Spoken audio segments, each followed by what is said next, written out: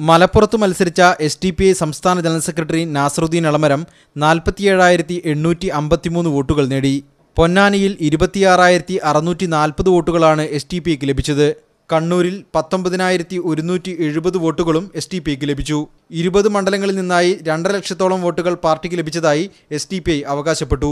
ഒരു രാഷ്ട്രീയ ബദൽ കേരളം അന്വേഷിക്കുന്നുണ്ട് എന്ന് നേരത്തെ നമ്മൾ പറഞ്ഞിരുന്ന കാര്യമാണ്. ആ ഒരു ബദൽ എന്നുള്ള രീതിയിൽ സ്വീകരിക്കപ്പെടുന്നതിൽ അതിൽ ഏറ്റവും മുന്നിലെത്തിയിട്ടുള്ളത് SDPI ആണ്. വെൽഫെയർ പാർട്ടിക്കും കേരളത്തിൽ ഇത് കന്നി അംഗമാണ്.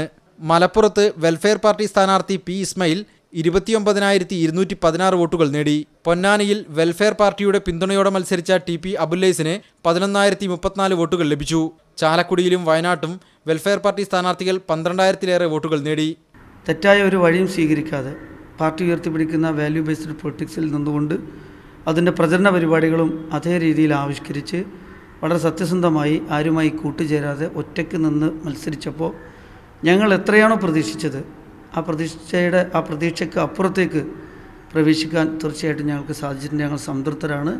മീഡിയ 1 കോഴിക്കോട്.